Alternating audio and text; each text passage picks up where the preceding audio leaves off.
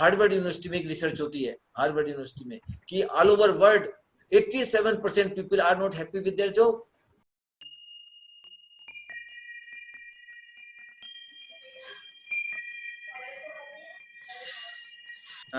So coming back today, that we are now doing this program known as Shat Avashyak. Shat is 6 and Avashyak is essentials. So this, what is Swadharma? First thing is we have to understand what is Swadharma, and no, we have to explore. If you want to be really happy in life, then you should understand what is Swadharma. And most people are confused state of mind. They have not realized their Swadharma. And what is Swadharma? In short, it is nothing but activity. Swadharma is activity. And how do we know? How do we know that we are discovered as Swadharma? These are simple parameters. We like doing it. We feel playful while doing it. We feel fulfilled when we are doing it. We feel a celebrative feeling. We feel more energy doing it. Even if you're doing it 24/7 hours, 24/7, we feel happy. And this activity would be creative and of value to others. And this is how we can indicate that we are doing a Swadharma. If any of these parameters we don't feel, then we are not doing a Swadharma, really speaking. We're just going through life. इनके जो बात हो रही है कि स्वयं को जब तक नहीं जाना हमने, हम स्वाभिमान की बात करते हैं कि यार जहां मेरा स्वाभिमान नहीं हो, कहीं इज्जत नहीं होती तो आपको मतलब मेरे स्वाभिमान को कष्ट हो गया है, मैं वहां नहीं जाऊंगा। ये स्वाभिमान नहीं है। स्वयं को हमने समझा ही नहीं है। जब तक स्वयं को जानेंगे नहीं तो स्वाभिमान कैसे करोगे आप? आपको तो पता ही नहीं मैं कौन हूं। तो मैं कौन हूं और क्या हूं मैं, क्या मेरा स्वभाव है, हम उसको नहीं जानते हैं। हम लोग जब पेशा भी चुनते हैं तो हम बस देखा देखी चुन लेते हैं, हमारी रुचि नहीं होती उसमें। पैसा कमाना है इसलिए, प्रतिष्ठा है उसमें इसलिए, दोस्त कर रहा है तो ये उसलिए हम कर लेते हैं बहुत सारी चीजों को। लेकिन जब तक हम अपने स्वभाव को समझ कर नहीं करते, और उदाहरण उसमें देते हैं हम सचिन तेंदुलकर का, जैसे उदाहरण है कि जिसका स्वभाव क्रिकेट खेलना है, मछली का उदाहरण देते हैं, मछली का स्वभाव पानी में तैरना है, उसको कोई अलग से श्रम नहीं करना पड़ता उसके लिए।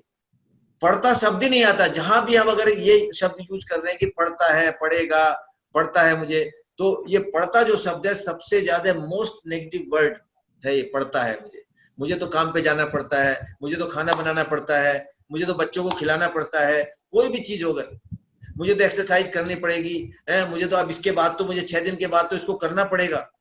नहीं नहीं नहीं, हमारा प्रोग्राम ये बिल्कुल भी नहीं है। 6 दिन के बाद आपको कुछ नहीं करना पड़ेगा, कुछ करने की जरूरत नहीं है। तो पढ़ेगा वाला, पढ़ेगा शब्द ही नहीं है। जब तक पढ़ेगा शब्द आपके साथ रहेगा तब तक इसका मतलब जो अभी विपिन सिंघल जी बात कर रहे थे, या तो आपने समझी नहीं बात को। जिस क्षण आपको समझ में आ जाता है, जैसे प्यार करना पड़ेगा, कभी कहते हो क्या? या कहते हो प्यार में डेट पे जाना पड़ेगा, मिलना पड़ेगा, कभी कहते हो? जब प्यार हो जाता है तो अपने आपके चरण अपने आप उधर बढ़ते हैं कि नहीं बढ़ते हैं? एक स्त्री को जब पहली बार जब उसको प्रेगनेंसी के बाद बच्चा पैदा होता है तो उसको सिखाना पड़ता है कि इसको कैसे प्यार करना है। जो लेडी सुबह 8 बजे से पहले कभी सो के नहीं उठती थी, मैंने अपनी बेटियों को देखा है, कभी 8-9 बजे से पहले सो के नहीं उठती थी, वो कैसे रात को 4 बजे उठने लगती है, कैसे आप काम करने लगती है। तो जब प्यार हो जाता है तब किसी को आपको बताना नहीं पड़ता क्या करना है, कैसे करना है, अपने आप होता है, आपको सहज रूप से होता है। पढ़ना शब्द नहीं होता उसके ऊपर। अगर कुछ पढ़ना पड़ रहा है तो इसका मतलब बात समझ में आई नहीं, या वो काम आपके लिए है ही नहीं। देखिए ये भी आप समझ लीजिए, या तो आपको समझ नहीं है उस काम की, या वो काम आपके लिए नहीं है। इस बात को समझने की जरूरत है। तो स्वधर्म के बिना, समझे बिना हम अपनी इम्यूनिटी को ऑप्टिमम लेवल पे नहीं ले जा सकते हैं। आज आप देखिए, एक और उदाहरण से समझिए कि हार्वर्ड यूनिवर्सिटी में एक रिसर्च होती है, हार्वर्ड यूनिवर्सिटी में, कि all over world 87% people are not happy with their job. बड़ा सीरियस मैटर है जी। जिस काम में आप 12 घंटे लगाते हो उसमें आपको आनंद ही नहीं आता है, आपको तो छुट्टी वाले दिन मजा आता है। या आप कोई ऐसी चीज ढूंढ रहे हो जो पैसिव इनकम आपको आती रहे आपके बैंक में, आपको काम पे ना जाना पड़े। रिटायरमेंट के बाद पेंशन भी इसलिए बंधी है कि आप 60 साल की उम्र का होने का इंतजार करते हो जब काम पे नहीं जाना पड़े आपको, और आपको तनख्वाह आ जाए और आप घर पे लौट लगाओ। तो इसका मतलब अगर ऐसी जिंदगी आप जी रहे हो तो फिर स्वधर्म को आपने समझा ही नहीं। आप देखिए आज 62 साल की उम्र में मैं 18 घंटे काम कर रहा हूँ, क्यों कर रहा हूँ? उसका सीक्रेट ये स्वधर्म ही है, उस स्वधर्म को पहचानना है। तो द 4 कंपोनेंट्स ऑफ स्वधर्म पहचानने के लिए पहले 4 कंपोनेंट्स पहचानना है। हमारा our culture has talked about this 4 components. It is dharma, अर्थ, काम एंड मोक्ष। And the misconception is dharma means charity, arth is making money, kama is sex, and moksha is renunciation from all responsibilities. This is a misconception everybody has.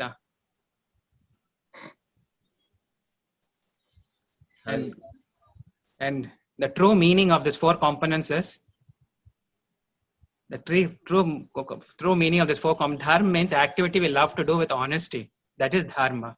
Arth is earning from that activity that we love to do.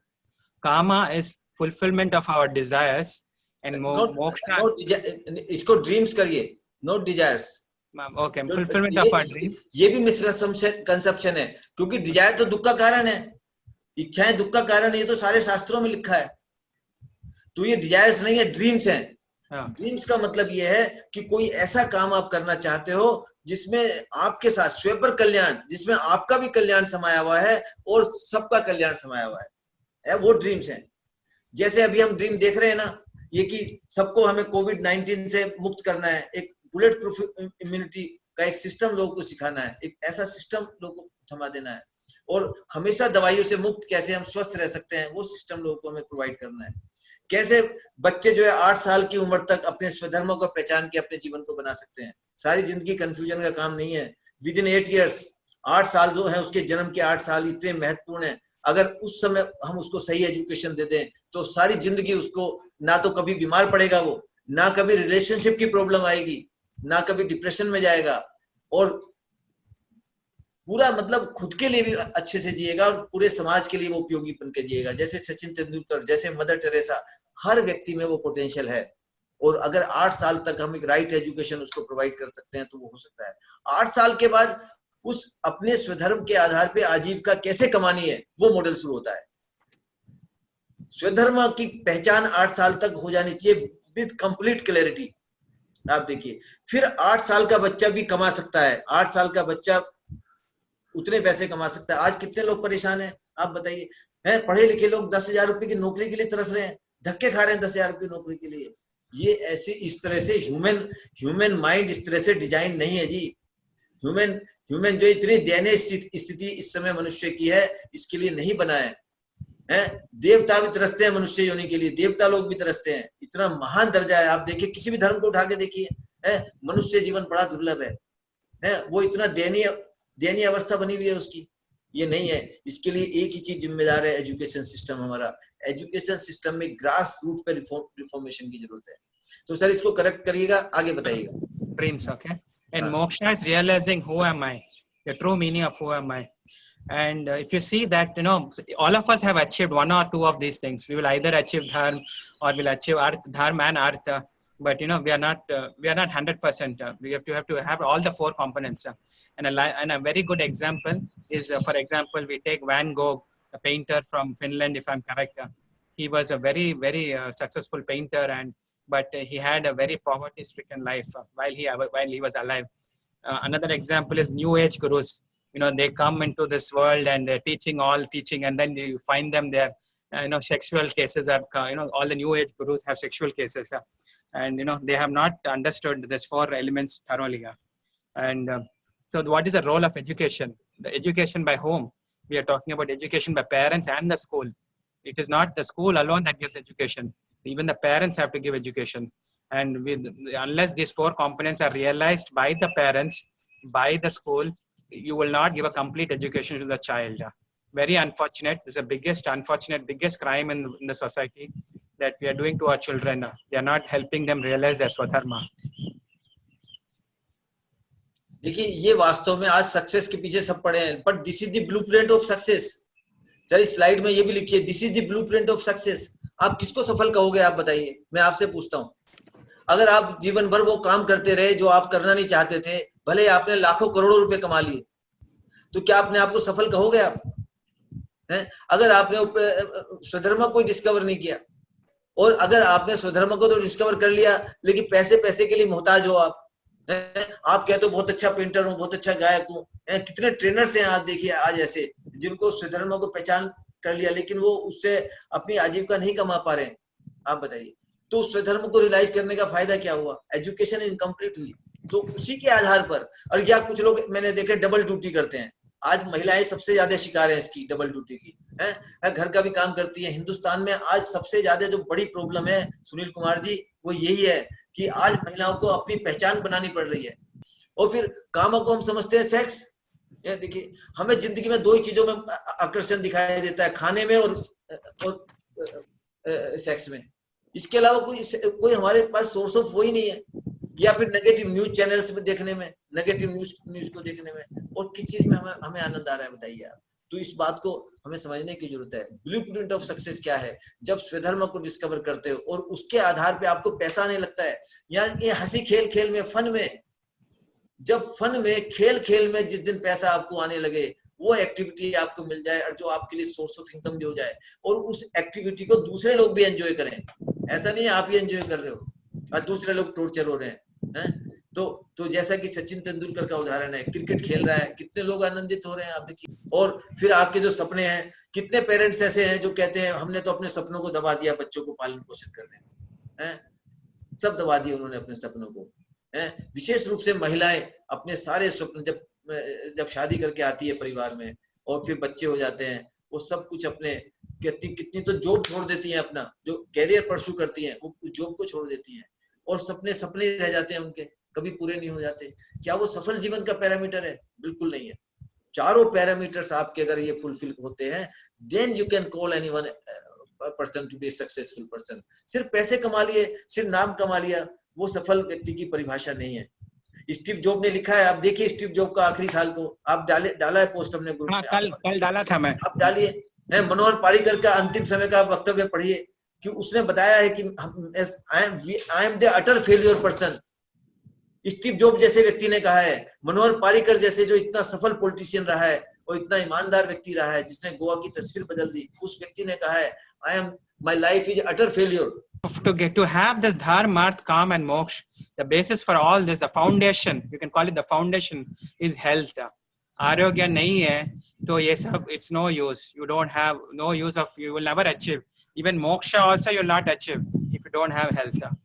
And what are these components of health? Now let's come to define health. What is health? Physical well-being, mental and emotional well-being, social well-being, and spiritual well-being. These are the four components of health. Let's go to the next slide. हाँ, yeah, थोड़ा ऊपर, थोड़ा नीचे, हाँ, बस. So what is आरोग्य? आरोग्य, yeah. ये अपने आप जा रही है सर, ये आप ज्यादा क्लिक कर रहे हैं आप, हाँ, थोड़ा. अरे मैं नहीं कर रहा हूँ, ये अपने आप ही हो रहा है. हाँ, वही स्लाइड नीचे वाला, थोड़ा नीचे, थोड़ा ऊपर आइए, हाँ, बस, और थोड़ा, हाँ, बस. Yes. Okay, so what is arogya? Most people think physical well-being is lack of disease. No, that is not physical well-being. Mental well-being, people are thinking it is anger management, time management. No, that is not mental well-being. Social well-being, people are thinking if you have a good social life or doing social work, doing CSR work, this is social well-being. No, that is wrong. And spiritual well-being is having knowledge of the scriptures, going to temple. This is what they are thinking. This is spiritual well-being. You're totally wrong. What the true meaning of arogya is, physical well-being is to be at ease. You have to be at ease, that prevents disease. That is physical well-being. Mental and emotional well-being is to have peace of mind.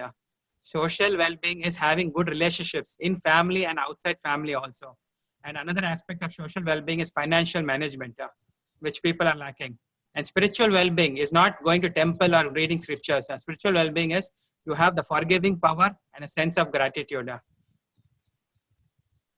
हाँ, लेकिन इसमें थोड़ा सा correction की जरूरत है. तो physical wellbeing क्या है? फिजिकल वेलबींग में यह है कि कोई बीमारी नहीं होना, ये तो है ही. अगर आपको कोई बीमारी हो जाती है, रोग हो जाने पे आपका सारा श्रेय नष्ट हो जाता है. भले आप स्वधर्म भी आपने पकड़ लिया है, भले उसके आधार पे पैसा भी कमा लिया, लेकिन अगर बीमारी है आपको, आप ड्रीम्स भी पूरे कर लेते हो अपने, लेकिन बीमारी है तो नहीं, पर्पस डिफीट हो गया. तो फिजिकल वेलबींग में सबसे बड़ा पैरामीटर यही है, absence of disease. This is one of the most parameter. इसको आपको ठीक कर लीजिए इसको. Okay, absence of disease. Okay. और इसके अलावा भी और है कि जो इसके अलावा क्या है, आपकी स्ट्रेंथ भी होनी चाहिए. आपको बीमारी तो नहीं है, लेकिन 4 पुशअप नहीं लगा सकते हो आप, 4 सिटअप नहीं लगा सकते हो, 15 मिनट दौड़ भी नहीं सकते हो आप. तो आपकी फिजिकल स्ट्रेंथ भी होनी चाहिए, फिर आपका सर्दी गर्मी को बर्दाश्त करने की क्षमता होनी चाहिए, व्यक्ति की जो फुल पोटेंशियल क्या है कि आइस्ड वाटर में भी आप डिप लगा सकते हो, आइस्ड वाटर में भी डिप लगा सकते हो, भर से भर गर्मी में भी आप सहज रूप से रह सकते हो, वो फिजिकल वेलबींग है। कि आप एक्सट्रीमिटीज में भी आप एकदम आप कंफर्टेबल हो जाओ, तो that is highest parameter of physical wellbeing. लेकिन रोग पहला पैरामीटर तो यही है कि आपको कोई बीमारी नहीं होनी चाहिए। अगर बीमारी है तो फिर तो सब चीज गड़बड़ है आपकी, फिर तो ना मोक्ष की साधना हो रही है, ना आपकी कामनाओं की हो रही है, ना स्वधर्म अर्थ कुछ नहीं है, फिर चारों चीज डिस्टर्ब आपकी हो जाती है। चरक संहिता का सूत्र है धर्म अर्थ काम और मोक्ष, इनका मूल आरोग्य है, स्वस्थ रहना है। अगर वो ही नहीं हो रहा तो कुछ नहीं हो रहा है, ये बात आप समझ लीजिए। मेंटल और इसमें आरोग्य में तो सारी चीजें आ जाती हैं। तो फिजिकल वेलबींग का सबसे इंपॉर्टेंट पैरामीटर आप लिख लीजिए, वो है absence of disease, and second parameter है फिटनेस। आपका फिटनेस पैरामीटर क्या है? आप देखिए कोई भी खिलाड़ी जो स्पोर्ट्समैन होता है वो अपने फिटनेस का ध्यान रखता है। वो फिटनेस आम व्यक्ति का उतना ना हो हाईएस्ट, लेकिन एक पैरामीटर तो है ना, एक स्वस्थ एक फिटनेस का पैरामीटर तो है ना, उसको डिसाइड करना पड़ेगा। और उसके हमने 20 पैरामीटर डिसाइड किए हैं, और वही पैरामीटर इम्यूनिटी के हैं। अगर आप एक नॉर्मल व्यक्ति एक फिटनेस के पैरामीटर को पूरा कर लेता है तो उसको घबराने की जरूरत नहीं है कोविड-19 से, बिल्कुल घबराने की जरूरत नहीं है, और उसको किसी इम्यूनाइजेशन की जरूरत नहीं है। ये भी मैं बात बताता हूँ।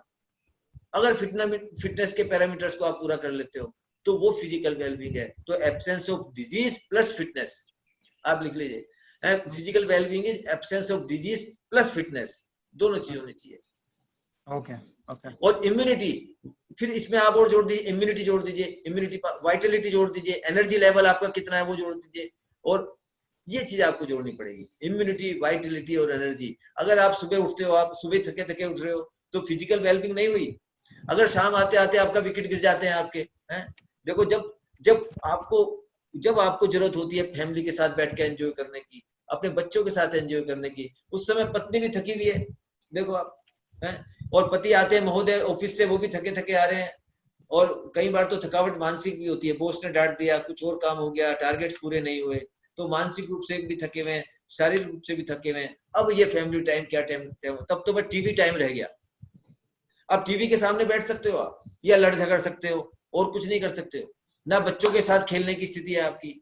मैं श्रीनिवास जी से पूछता हूँ, अभी पूछेंगे 10 मिनट के बाद, ये कंटेंट पूरा कर ले, इनका क्या एक्सपीरियंस है कि कैसे इनके फैमिली टाइम में क्वालिटी कैसे आ रही है इनके साथ इस शतावशी के द्वारा, कैसे फैमिली टाइम, क्या होता है फैमिली टाइम, और उस फैमिली टाइम को कैसे स्पेंड करना है, उसकी बात हम करेंगे, जो सोशल वेलबींग में आएगा।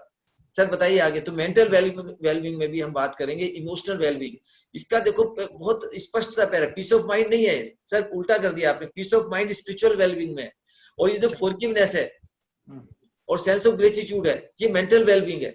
अच्छा अच्छा, ओके। इसको ठीक कर लीजिए। देखिए चार नेगेटिव इमोशंस होते हैं, चार मेनली इमोशंस बहुत तरह के होते हैं, लेकिन जो चार सबसे ज्यादा नेगेटिव इमोशंस होते हैं जो आपको सबसे ज्यादा परेशान करते हैं, वो है गुस्सा, इरिटेबिलिटी और रिजेंटमेंट। गुस्सा होता है जिसको एक्सप्रेस कर देते हो, रिजेंटमेंट जो है आप व्यक्त नहीं करते, कोई व्यक्ति आपकी मनचाही नहीं करता, आप पसंद नहीं करते तो आप किनारा करने लगते हो, उससे नाराज रहते हो, बात नहीं करते हो। भाई भाई आपस में बात नहीं करते हैं, आप देखिए भाई भाई बात नहीं करते हैं आपस में, पति पत्नी के बीच में 36 का आंकड़ा बन जाता है, क्योंकि हम जरा सी गलती को माफ नहीं कर पा रहे उसकी। आप एक छत के नीचे रहते हैं, हिंदुस्तान में तो ऐसा बहुत होता है, विदेशों में तो तलाक ले लेते हैं लोग, ऐसी स्थिति बनती है, लेकिन हिंदुस्तान में तो 36 का आंकड़ा बना रहता है 36 साल तक।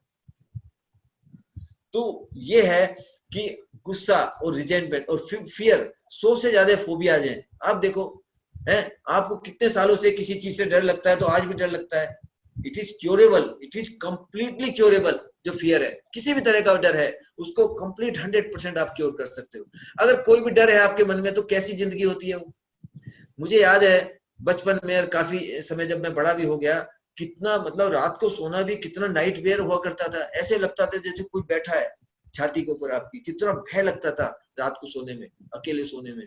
आप देखिए, और साथ में भी सो रहे हैं पेरेंट्स के, कितना भय लगता है। मेरे पेरेंट्स ने कितनी दौड़ भाग की, कितने तांत्रिकों के चक्कर काटे, कितने पूजा हवन और पाठ कराए, कुछ नहीं हुआ बंधु, कुछ भी नहीं हुआ। और आज हम लोग, हमारे प्रोग्राम में लोग आते हैं, ऐसे लोग भी आते हैं जो कहते हैं आत्मा आ गई जी, और ये आगे वाइब्रेशन सब ठीक हो जाते हैं। आप देखिए कितने लोगों को हम ठीक कर चुके हैं ऐसे भी। क्योंकि जब आप सिस्टम पर काम करते हो तो ये जो नेगेटिव वाइब्रेशन है ये भी चली जाती है, कोई कुछ नहीं बिगाड़ सकता। ये इमोशनल वेलबींग है। और क्या है कि जो गिल्ट है, कोई काम आपसे गलत हो गया तो हो गया, अब सारी जिंदगी उस गिल्ट में रहते हो आप। तो उस गिल्ट से कैसे आपको फ्रीडम चाहिए, कैसे फ्रीडम मिल सकती है? विद इन 6 डेज कितने लोग हैं जो आप गिल्ट छोड़ दिया उन्होंने, आप देखो कैसे कैसे अनुभव उन्हें दिए, कैसे लोगों ने माफ कर दिया, कैसे पिता से बातचीत हो, जो बात नहीं करते थे अपने फादर से आप, अब कैसे आपके हार्मोनियस रिलेशंस हो गए। ये इमोशनल वेलबींग है। और सोशल वेलबींग का मतलब ये है, एक तो रिलेशंस विद फैमिली है, विद फैमिली एंड फ्रेंड्स है, लेकिन इसके साथ आपका फाइनेंशियल मैनेजमेंट भी है। क्या 4 5 6 दोस्त आपके ऐसे हैं लोग आपके जीवन में जो आपके कहना मान सकते हैं? और इसको हम 6 दिन के बाद अब आप लोगों से भी पूछेंगे, जब आप कहोगे इस प्रोग्राम से हमें इतना लाभ हुआ है, हमारा जीवन बदल गया, तब हमसे कहेंगे कि क्या 6 लोग हैं आपके जीवन में जो आपकी इस बात पे भरोसा करेंगे और आपके कहने पे 6 दिन 4 घंटे और 6,000 रुपए कम से कम दे सकते हैं? तब आप जांच करना। तो क्या ऐसे लोग हैं? क्या आप सर्कल ऑफ इन्फ्लुएंस क्या है आपका? आपकी लीडरशिप क्वालिटीज को बताता है कि आपका समाज में, परिवार में रुतबा क्या है, कितने लोग आपकी बात को मानने के लिए तैयार हैं। ये वो चीज है। और फाइनेंशियल मैनेजमेंट का मतलब ये है कि आप देखो, मैंने ऐसे बहुत लोग देखे हैं कि करोड़ों का बिजनेस करते हैं, लेकिन तकादे उनके पास, तकादे वाले लाइन लगा के खड़े रहते हैं, लोग परेशान रहते हैं, परेशान कर करके पेमेंट करते हैं। ये नहीं है। और ऐसे ही घर के खर्चों के लिए और चीजों के लिए मिसमैनेजमेंट। तो प्रॉपर फाइनेंशियल मैनेजमेंट बहुत जरूरी है। मैंने ऐसे लोग भी देखे 10-15 हजार रुपए उनकी तनख्वाह होती है, लेकिन क्या फाइनेंशियल मैनेजमेंट होगा? कभी किसी के सामने हाथ नहीं फैलाते, नहीं कभी परेशान नहीं है, उतने में ही गुजारा करते हैं। जो सुनील ने एक बात बड़ी अच्छी कही थी कि जितनी चादर है उतने में पैर पसारना, ये सोशल वेलबींग है। कि जितनी चादर है और उस चादर को बड़ा करना, कौन मना करता है बड़ा करने के लिए? लेकिन अभी तो जितनी चादर है उसमें ही पैर पसारना, तभी से ठंड से बच सकते हो, तभी सर्दी गर्मी से बच सकते हो, तभी आप सोशल वेलबींग के हकदार हो सकते हो। तो इसका इस बात से कोई फर्क नहीं पड़ता आपकी आमदनी कितनी है, आपका बिजनेस कितना है, कोई फर्क नहीं पड़ता। छोटा हो सकता है, बड़ा हो सकता है, लेकिन आपकी सोशल वेलबींग का एक बहुत बड़ा पैरामीटर है। और फिर सोशल वेलबींग का एक पैरामीटर ये भी है कि समाज के लिए क्या करते हो। इसमें सीएसआर रेस्पॉन्सिबिलिटी आ जाती है आपकी। समाज के लिए क्या करते हो? एक आदमी है कि सब कुछ बचा के सारी तरफ से अपने परिवार में, बच्चों में, जिससे 36 का आंकड़ा है, साड़ी भी उसी के लिए बनवाएगा, गहने भी उसके लिए बनवाएगा, समाज के लिए तो एक पैसा भी देने के लिए तैयार नहीं होते। आप देखिए, तो ये जो पैरामीटर इसमें लिख लीजिए आप, वो भी आप सोशल कॉर्पोरेट रेस्पॉन्सिबिलिटी के तहत कुछ करते हो कि नहीं करते हो, ये सोशल वेलबींग है। आपको दूसरे की अगर आपकी परेशानी देख के आपका दिल नहीं पिघल रहा है, तो फिर सोशल वेलबींग नहीं है। स्पिरिचुअल वेलबींग क्या है? स्पिरिचुअल वेलबींग है पीस ऑफ माइंड। ये पीस ऑफ माइंड है कि आप सब कुछ ठीक है, अब you are doing your best, फिर आपको जो भी हो रहा है, परिणाम हो रहा है, वो आप स्वीकार करते हो। इसी को गीता में कहा है, कर्म किए जा फल की इच्छा मत कर रहे इंसान। जो ये मानसिकता आ जाती है कि मैं कर्म करूं अपना, I am doing my best, है, उसके बावजूद फिर होता है उसको स्वीकार करते हैं। क्योंकि बहुत सारी चीजें ऐसी होती हैं जो आपके हाथ में नहीं होती है। 100% आप कंट्रोल नहीं कर सकते लाइफ को, ना अपनी लाइफ को, ना दूसरे की लाइफ को, ना प्रकृति को। तो लेकिन जो लोग भ्रम में रहते हैं कि जैसे दुनिया उनके कहने पे चलती है, और ये भ्रम कई बार हो जाता है हमें। कैसे? एक कुत्ते का उदाहरण है, इसके बारे में एक कुत्ते का उदाहरण आता है। एक बैलगाड़ी जा रही है और उसके नीचे एक कुत्ता जा रहा है, और जब कुत्ते का मन किया वो रुक गया, तब बैलगाड़ी भी रुक गई है। फिर एक बार हो गया ऐसा कि कुत्ते का मन किया रुकने का, वो रुक गया, बैलगाड़ी भी रुक गई। ऐसा 2-3 बार हो गया। अब कुत्ता ये समझने लगा कि ये बैलगाड़ी को तो मैं ही चला रहा हूँ, है, और जब वो चल रही है बैलगाड़ी तो पसीने पसीने बुरा हाल हो रहा है उसका। क्या हो गया तुझे, इतनी मेहनत, इतना पसीना क्यों आ रहा है तुझे? क्योंकि भैया बैलगाड़ी को चला रहा हूं मैं, पसीना तो आएगा नहीं आएगा। तो ये भ्रम हम लोगों को हो जाता है, और उसके कारण ये तनाव का सबसे बड़ा कारण है। सबसे बड़ा कारण तनाव का ये है, और ये मिनटों में दूर हो सकता है। इसके लिए की कोशिश करोगे आप 10-12 दिन का, और ये तब होगा ही नहीं, तुरंत हो सकता है। तो ये पीस ऑफ माइंड है, ये हो जाए तो ये जीरो स्ट्रेस लेवल। लेकिन जरूरी नहीं है कि एक दिन में सारा अचीव हो जाए, किसी लेवल पे तो पहुंचेंगे। 6 दिन में इसमें सब्सटेंशियली फर्क पड़ने वाला है। ये सारे पैरामीटर्स लिख के रख लीजिए, और 6 दिन में अगर और आपकी रुचि है या नहीं है रुचि में प्रोग्राम में, ये मैं बता देता हूँ। कुछ लोग कहते हैं यार मेरी तो रुचि नहीं है, मैंने कहा बिना रुचि के करो, मुझे भरोसा नहीं है, मैंने कहा कोई बात नहीं, बिना भरोसे करिए। कुछ लोग कहते हैं भरोसा करोगे तो, श्रद्धा करोगे तो लाभ होगा, कितने गुरु ऐसा बात करते हैं। आपको ये दवाई खानी है, अगर इसमें भरोसा होगा तभी तो फायदा करेगी। मैंने कहा नहीं, ये 6 दिन की जो दवाई है, अगर कड़वी घूट समझ के भी पी लोगे ना, 6 दिन बने रहो, जो असाइनमेंट्स दे रहे हैं हम आपको, टाइम पे आते रहो, जो असाइनमेंट्स दे रहे हैं प्रयास करते रहो, और 6 दिन के बाद अगर नहीं कहोगे, सारे पैरामीटर्स आपके हिल जाने वाले हैं, सारे पैरामीटर्स हिल जाने वाले हैं, कोई थोड़े कोई ज्यादा, किसी का कोई ज्यादा हिलेगा, किसी का थोड़े, कोई ये हिल जाने वाला है। ये सिस्टम काम करता है, इसमें कोई ये नहीं है कि मुझे भरोसा होगा तभी काम करूंगा, नहीं, मेरी रुचि होगी तभी तभी इनसे फायदा होगा, नहीं, बिना रुचि के भी 6 दिन करना है। 6 दिन के बाद आपकी रुचि आए तो आप करिए, 6 दिन के बाद आपकी पूरी फ्रीडम है, लेकिन 6 दिन तो आप अगर रुचि नहीं भी हो तो भी करिए।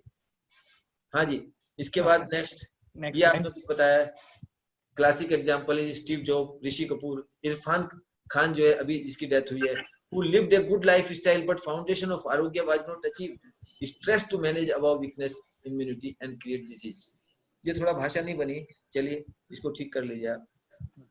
तो बेसिक पर्पज ये है, जो आज इस समय जो हिंदुस्तान के और पूरे वर्ल्ड की स्थिति है, ये कोरोना का आप समझ रहे हो कि सोशल डिस्टेंसिंग से हो जाएगा। हिंदुस्तान भी बड़े गफलत में है इस समय, हिंदुस्तान भी बड़ी गफलत में है कि मैंने तो पूरा जो काम अमेरिका नहीं कर पाया वो मैंने कर लिया, बड़ी गफलत में है। लेकिन अभी ये रायता बिखरने वाला है बंधुओं, अभी जब घर से बाहर निकलोगे कब तक घर में बैठे रहोगे? और जैसे और केसेस आप आगे कि भाई डायबिटीज से मरने वालों की संख्या इतनी है, कैंसर से मरने वालों की इतनी है, HIV एड्स से, ट्यूबरक्लोसिस से मरने वालों की संख्या है। आप देखो इस एक डेटा में एक डेटा ये भी शामिल हो जाएगा हर साल कि भैया कोविड से मरने वालों की संख्या इतनी है, कोविड से, और सबसे हाईएस्ट नंबर होने वाला है, ये बात देख लेना। जितने भी आज तक आपके वायरस आए हैं, चिकनगुनिया, स्वाइन फ्लू है, जितने भी वायरस आए हैं आज तक, ये वायरस से मरने वालों की संख्या साल भर के अंदर अंदर हाईएस्ट होने वाली है। आप इसको नोट कर लेना, अगर आपने समझे नहीं। अभी भी हम गफलत में जी रहे हैं भैया, और इतना सरल है इससे बचना, और इससे नहीं, जब अगर आप वो चीज सीख लोगे तो हर प्रकार के वायरस से बच सकते हो। स्ट्रॉन्ग होना है जी, खुद को स्ट्रॉन्ग। देखिए सर्वाइवल ऑफ द फिटेस्ट, यही प्रिंसिपल है, survival of the fittest is the principle. तो फिटनेस लेवल को बढ़ाना है, और कोई सॉल्यूशन आपके पास नहीं है।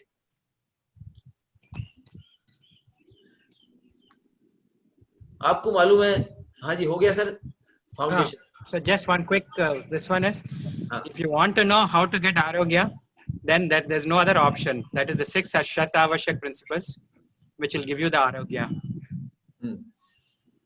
And nothing can be compromised. Nothing of this can be compromised. हो गया सर। और last slide. थोड़ा ऊपर, थोड़ा नीचे आइए। हाँ, थोड़ा और थोड़ा ऊपर। हाँ जी, हाँ बस। So if you want to have fulfilled life, आपका थोड़ा नीचे आइए। हाँ, इसका अगला स्लाइड। ये नहीं, वो नेक्स्ट वन। ये हो ही नहीं रहा यार, ये वो स्टक हो रहा है आपका ब्राउजर में, स्टक हो रहा है। Bus stop. Yes. So this one is, if you want to have a fulfilled life, अपने आप भाग रहा है। Okay, no problem, मुझे याद है। चलिए बताइए। If you want to have a fulfilled life, we have to discover our Swadharma, very important. Define our Swadharma. Then we have to identify our dreams also. So without identifying our dreams, we'll not work to achieve that. There's a misconception that, desiring is not good, but that is not correct. And who am I must be realized. And the Kayot Sarg is the master key to all the above. And this is such a beautiful system, Kayot Sarg. The process of doing Kayot Sarg will help us get all the solution for all these issues that we are talking about. And all life coaching is not holistic now. If you see all the life coaching programs that you see, they will not touch on all the dimensions. All life coaching will either be talking about health, relationships, separately. They will touch on health, they'll touch on relationships, or they'll touch on financial aspects, something like that. All life coach program. But this particular program, Shat Avashyak Arogya Shala, is covering all the aspects in one module.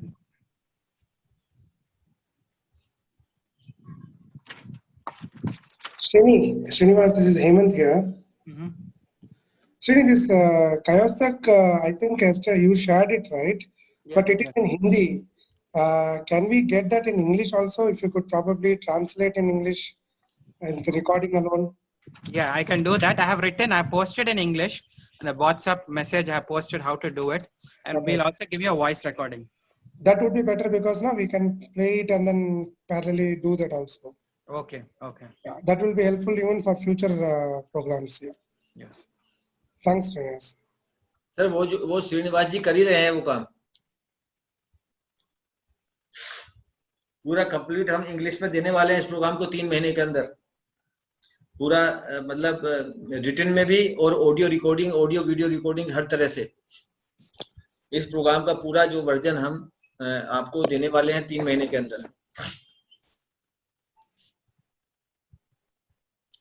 हो गया sir yes sir हो गया अब ऊर्जा योग के बारे में हम 1 बजे बात करेंगे कि ऊर्जा योग क्या है उसको 1 बजे थोड़ा सा समझेंगे जो आज का टॉपिक है सेकंड टॉपिक है ऊर्जा योग अभी इस बात को समझना है देखिए थोड़ा ब्रीफली 5 मिनट इसको समराइज कर लेते हैं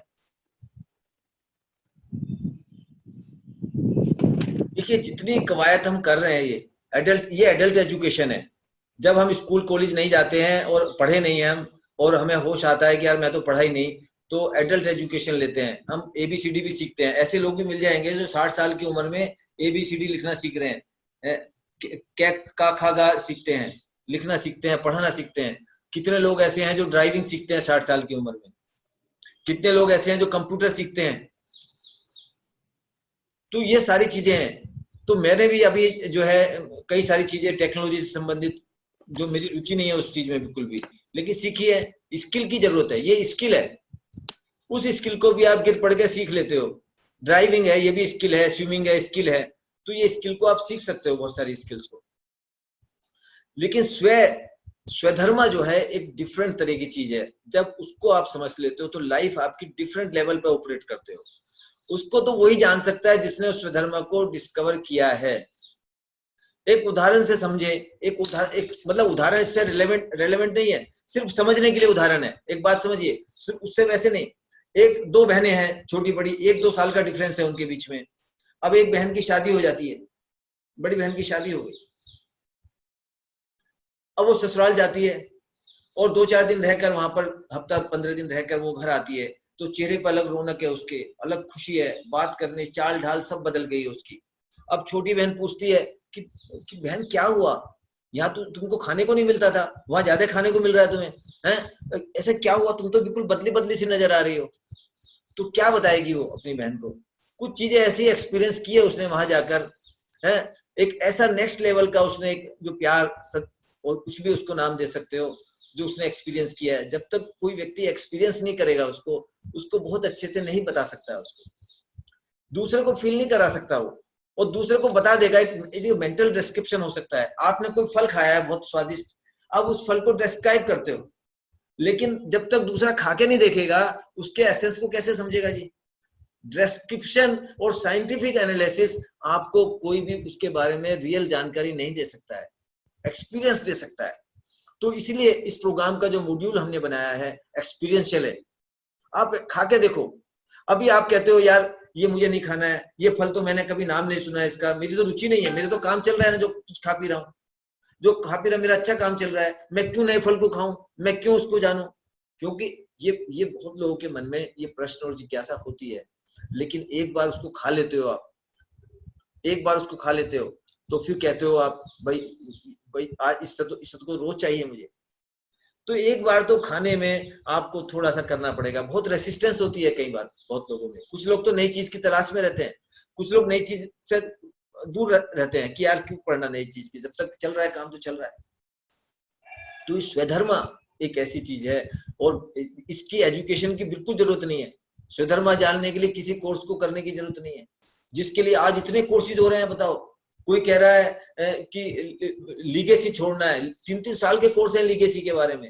हार्वर्ड यूनिवर्सिटी में ऐसे कोर्सेज आ गए हैं आप देखिए कितने बड़े बड़े ट्रेनर्स हुए हैं सिर्फ यही काम कर रहे हैं आप देखिए रोबिन शर्मा देखिए आज वो वर्ल्ड का सबसे one of the richest person in the world इसी मोटिवेशनल प्रोग्राम के द्वारा आप देखिए रोबिन शर्मा, लाखों रुपए के प्रोग्राम होते हैं उसके, 6-6 लाख 3-3 लाख रुपए के प्रोग्राम उसके हैं, लोग करते हैं हिंदुस्तान से भी जाकर। लेकिन क्या उस प्रोग्राम की जरूरत है? अगर पेरेंट्स समझदार हैं तो बच्चों का स्वधर्मा डिस्कवर करना बिल्कुल सहज बात है। उसके लिए कोई भी एफर्ट करने की जरूरत नहीं है। बच्चा वो सामान्य ज्ञान के साथ पैदा हुआ है कि उसको जिंदगी में क्या करना है, उसके जीवन का पर्पज ऑफ लाइफ क्या है, स्वधर्मा क्या है। सिर्फ उसको उस स्वधर्म को डिस्कवर करके उसको उसके आधार पे पैसा कमाना सिखाना है। ये काम पेरेंट्स का है। पेरेंट्स भी कर सकते हैं इसको काम, और स्कूल भी कर सकता है। लेकिन अगर पेरेंट्स थोड़े भी समझदार है तो पेरेंट्स ही कर देंगे इस काम को, स्कूल की जरूरत ही नहीं है। 8 साल का बच्चा पैसा कमाने के योग्य हो सकता है। 8 साल का बच्चा देखिए आप, और खेल खेल में वो पैसे कमा सकता है। आज जो देने लाख रुपए से 10 लाख रुपए महीना तक, और ये हमारा वाइल्ड ड्रीम है, ये वाइल्ड ड्रीम प्रोजेक्ट है, ये हमारा साइंटिफिक प्रोजेक्ट है। इसको हम प्रमाणित करने वाले हैं बहुत जल्दी।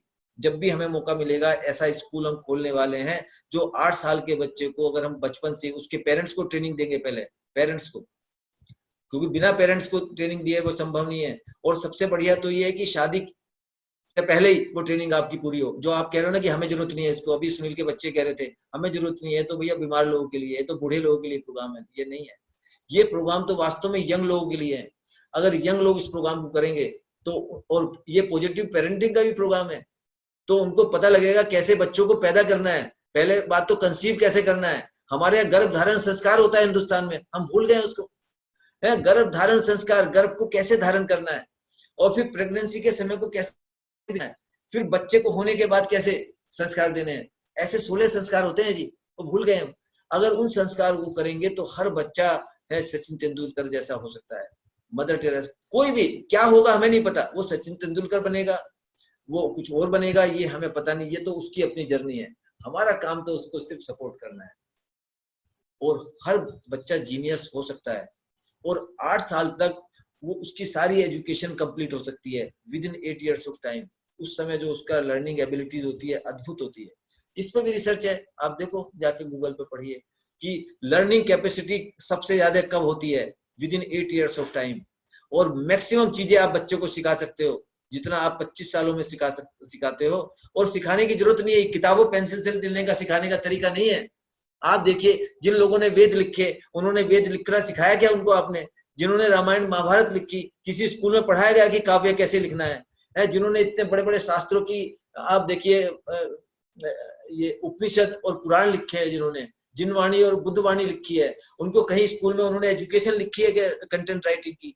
है कोई किताबें पढ़ के लिखा है क्या उन्होंने? देखिए सारी विजडम आपकी प्रकृति में, ब्रह्मांड में सारी विजडम है। जब आप ट्यून अप करते हो उसके साथ तो आपको जो भी चाहिए वो सब वहां से मिलता है। वो रियल एजुकेशन है। तो इस प्रोग्राम के दौरान कई बड़े बड़े मिथ आपके टूटने वाले हैं कि books are the sources of energy. आप समझते, books are the sources of knowledge, कि आप किताबों में ज्ञान है, ये आपका मिथ टूटने वाला है। दवाइयों में स्वास्थ्य है, मिथ टूटने वाला है। Food is the source of energy, ये आपका मिथ टूटने वाला है। तो बहुत बड़े बड़े मिथ जो है 6 दिन के दौरान आपके टूटने वाले हैं विद इन 6 days।